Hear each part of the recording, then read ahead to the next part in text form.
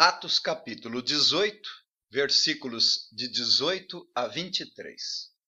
Mas Paulo, havendo permanecido ali ainda muitos dias, por fim, despedindo-se dos irmãos, navegou para a Síria, levando em sua companhia Priscila e Áquila, depois de ter raspado a cabeça em Cencreia, porque tomara voto. Chegados a Éfeso, deixou-os ali. Ele, porém, entrando na sinagoga, pregava aos judeus, rogando-lhe eles que permanecesse ali mais algum tempo. Não acedeu. Mas, despedindo-se, disse: Se Deus quiser, voltarei para vós outros. E, embarcando, partiu de Éfeso. Chegando a Cesareia, desembarcou, subindo a Jerusalém. E, tendo saudado a igreja, desceu para Antioquia. Havendo passado ali algum tempo, saiu atravessando sucessivamente a região da Galácia e Frígia, confirmando todos os discípulos. Senhor nosso Deus e nosso Pai, nós te rendemos graças pelo dom da vida eterna em Cristo Jesus, nosso Senhor. Agradecemos pelo Espírito Santo que nos convence do pecado, da justiça e do juízo, abrindo os olhos do nosso entendimento com o intuito de glorificarmos o Senhor Jesus Cristo, a quem atribuímos todo louvor e honra. Abençoe esse trabalho pelo poder do Espírito Santo e que tudo concorra para o bem do seu povo e glória do seu nome. Oramos agradecidos em nome de Jesus. Amém. Começar uma atividade não é tão difícil assim, mas perseverar, dar continuidade a uma obra enfrentando todos os problemas, barreiras, dificuldades, levar a bom termo até o fim, requer muita perseverança, determinação e muitos que começam uma obra não a completam. Mas não com Paulo. Esta é a segunda viagem que Paulo começa e termina de uma forma responsável. Ele havia passado pela Síria e Cilícia, confirmando as igrejas, depois se dirigiu a Derbe, Listra, Icônio, Filipos, depois foram para Tessalônica, depois em Bereia, Atenas, e depois Paulo permaneceu em Corinto pelo menos 1 ano e meio. Então vamos considerar essa porção da Palavra de Deus sobre o tema proposto aqui pelo tradutor da Revista e Atualizada, o final da segunda viagem missionária de Paulo. Em primeiro lugar, com base no versículo 18, nós temos a saída de Paulo de Corinto e o voto. Em segundo lugar, com base nos versículos 19 a 21, a entrada e saída de Paulo a Éfeso. E em terceiro lugar, com base nos versículos 22, o final da segunda viagem e o início da terceira. Nós lemos no versículo 18 que Paulo permaneceu ali em Corinto muitos dias e, por fim, despedindo-se dos irmãos, navegou para a província romana da Síria, onde ficava Antioquia, Judéia e Jerusalém. Temos um indício de que Paulo queria retornar à base de Antioquia, de onde deveria prestar relatório e finalizar a sua missão. Então Paulo partiu de Corinto e acabou levando em sua companhia Priscila e Áquila, que foram realmente uma bênção para ele, que havia chegado em Corinto, cansado, abatido, sozinho e sem dinheiro, e Deus, na sua providência, coloca os dois amigos para suprir as necessidades de Paulo. Então lá encontrou certo judeu chamado Áquila, natural do Ponto, com Priscila, sua mulher, e já que eram do mesmo ofício, passou a morar com eles e ali trabalhava, pois a profissão deles era fazer tendas. E todos os sábados discorria na sinagoga, persuadindo tanto judeus como gregos. Observe no final do versículo 18.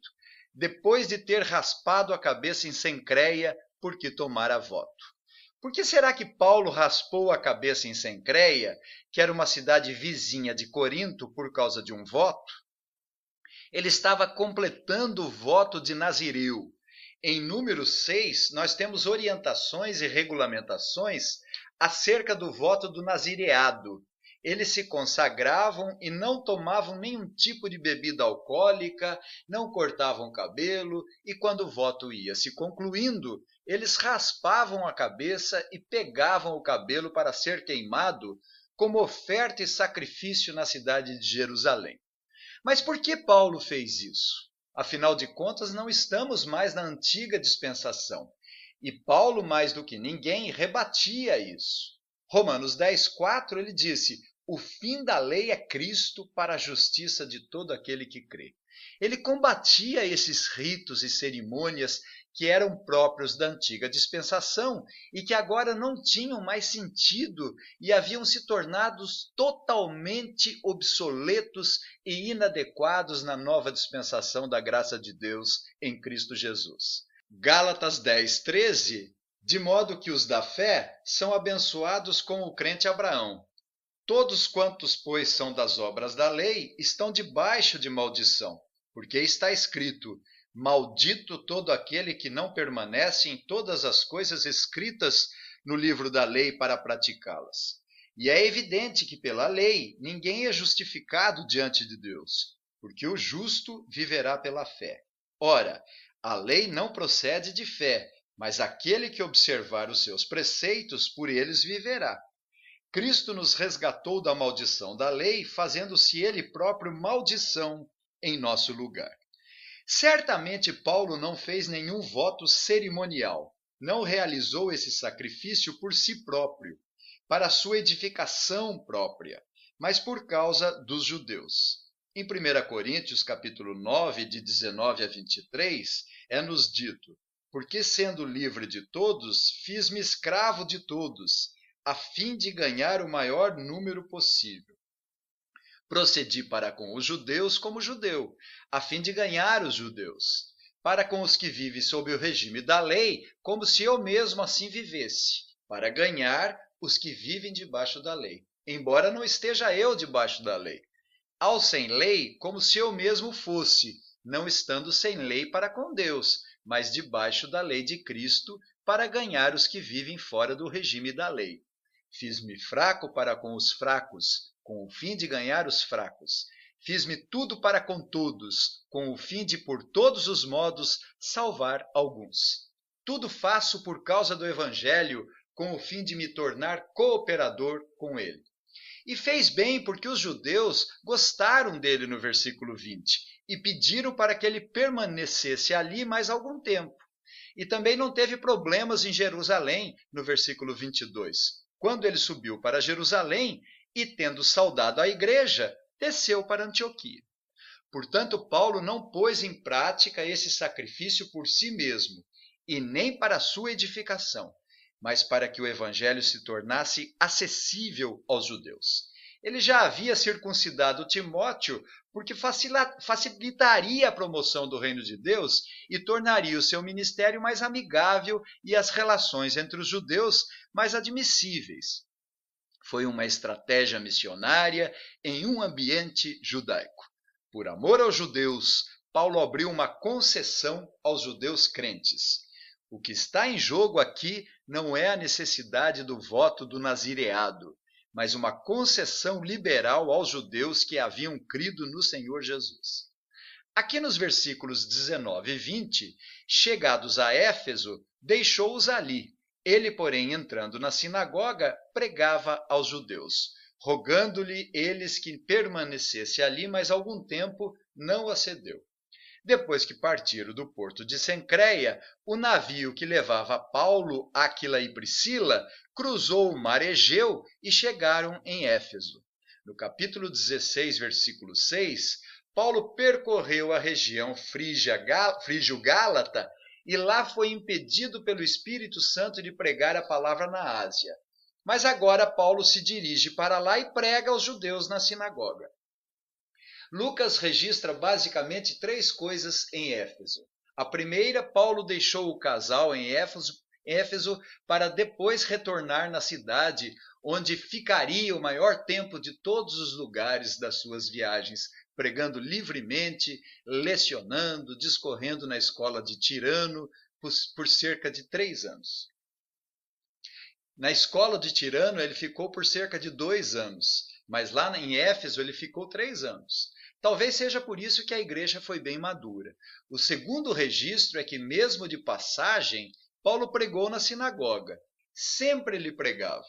Nunca deixava de falar. Era impressionante o apóstolo Paulo. Mesmo de passagem nas praças, na beira do rio, na faculdade, nas sinagogas, eis aí o grande missionário Paulo, que indubitavelmente se destacou por causa disso entre os apóstolos. E o terceiro registro de Lucas é que foi convidado a ficar pregando, mas não acedeu, não quis. Temos que ter cuidado ao saber exatamente a vontade de Deus, porque as circunstâncias da vida podem abrir portas, como se isso fosse norma e direção segura para tomarmos nossas decisões. Aqui temos uma porta aberta para Paulo pregar, mas ele não acedeu, ou seja, não aqueceu, não assentiu, não concordou. Porém, no versículo 21, Paulo promete voltar. É-nos dito, mas despedindo-se, disse: se Deus quiser, voltarei para vós outros. E embarcando, partiu de Éfeso. Observe que Paulo disse: se Deus quiser, se Deus permitir, eu voltarei. Nas cartas de Paulo, são assim repletas de dependência e suficiência de Deus. Paulo disse aos romanos: em todas as minhas orações, suplicando pela vontade de Deus, se me ofereça boa ocasião de ir visitar-vos. 1 Coríntios 4,19, mas em breve irei visitar-vos, se o Senhor quiser. Ele sempre dizia isso, pois nunca foi petulante e sabia que toda a sua vida estava nas mãos de Deus. E no versículo 22, chegando a Cesareia, desembarcou, subindo a Jerusalém e, tendo saudado a igreja, desceu para Antioquia. Cesareia é um porto próximo de Jerusalém. Na língua original, no grego, não existe a palavra Jerusalém, mas anabaíno, que significa tendo ido acima. Quando Paulo chegou em Cesareia, subiu e, tendo saudado a igreja, desceu para Antioquia. Fica perfeitamente claro que Paulo subiu para saudar a igreja de Jerusalém e não a igreja de Cesareia, pois Jerusalém situa-se acima do nível do mar e Cesareia é uma cidade portuária. Fica no nível do mar. Então, em Jerusalém estava a igreja mãe e os apóstolos antes já haviam estendido a destra de comunhão, por isso Paulo primordialmente subiu a Jerusalém. Depois Paulo foi a Antioquia, quase 500 quilômetros a pé. Observe que Lucas não é repetitivo e fica bastante nítido que Paulo prestou relatório e conferiu as contas provenientes da segunda viagem, como fez na primeira viagem quando chegaram a Antioquia, onde tinham sido recomendados à graça de Deus para a obra que haviam já cumprido. Ali chegados, reunida a igreja, relataram quantas coisas fizera Deus com eles e como abrir aos gentios a porta da fé. E finalmente no versículo 23, havendo passado ali algum tempo, saiu atravessando sucessivamente a região da Galácia e Frígia, confirmando todos os discípulos. Paulo passou algum tempo ali, descansando no inverno rigoroso, e podemos imaginar Paulo contando a conversão de Lídia, do carcereiro de Filipos, encontrando com Lucas, Timóteo, Priscila e Áquila, os milagres, conversões e também a prisão em Filipos. Então, depois de algum tempo, Paulo inicia a sua terceira viagem, começando na região da Galácia e Frígia, confirmando todos os discípulos.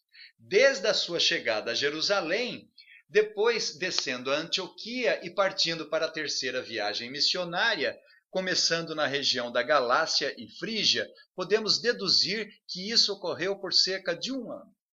Quais as lições que daqui podemos extrair pela graça de Deus para a nossa utilidade prática? A primeira foi a dificuldade, mas a importância de completarmos a obra que nos é confiada. Dizem que vassoura velha não varre bem como uma nova, significando que no começo a vassoura nova varre bem, muito bem, depois já não presta mais. Começar não é tão difícil assim, mas terminar é muito mais trabalhoso.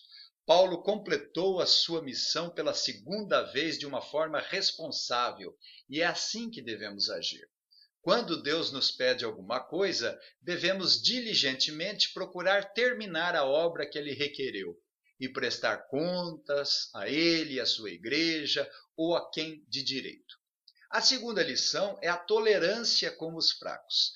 Paulo raspou a cabeça para facilitar o avanço do reino de Deus. Na vida cristã, devemos ter paciência nas obras necessárias, religiosas, que pela graça de Deus estão sendo realizadas. Devemos nos perguntar se a promoção do Evangelho do Reino de Deus vai ser dificultada. Será que por causa do Evangelho não devemos facilitar o seu avanço? Que Deus nos dê a graça de sermos tolerantes com os fracos, com vistas à promoção do Reino de Deus. A terceira lição é a continuidade da pregação do Evangelho. Chegados a Éfeso, deixou-os ali. Paulo, porém, entrando na sinagoga, pregava aos judeus. A pregação do Evangelho tem sido nosso refrão. Estudar o Evangelho, pregar o Evangelho, é a função da igreja, é a agenda da igreja. Uma quarta lição é a dependência de Deus. Devemos manifestar com palavras, tanto para nós mesmos quanto para os outros, ouvirem que dependemos de Deus. Se Deus quiser, faremos isso. Se Deus quiser, faremos aquilo outro. Devemos lembrar quando fazemos planos que nossa vida não está na nossa mão. E como é fácil esquecermos isso. Como é fácil sermos arrogantes. Daqui a 2 anos vou fazer tal coisa e não sabe se daqui a 2 dias estará vivo. É sempre bom ouvir alguém dizer, se Deus quiser. Eu finalizo essa exposição com as palavras de Tiago 4, de 13 a 17. Atendei agora vós que dizeis, hoje ou amanhã iremos para a cidade tal, e lá passaremos 1 ano e negociaremos e teremos lucros. Vós não sabeis o que sucederá amanhã. Que é a vossa vida? Sois apenas como neblina que aparece por instante e logo se dissipa. Em vez disso, devíeis dizer, se o Senhor quiser, não só viveremos, como também faremos isto ou aquilo. Agora, entretanto, vos jactais das vossas arrogantes pretensões. Toda jactância semelhante a essa é maligna. Portanto, aquele que sabe que deve fazer o bem e não o faz, nisso está pecando. Que o Senhor nos abençoe. Amém.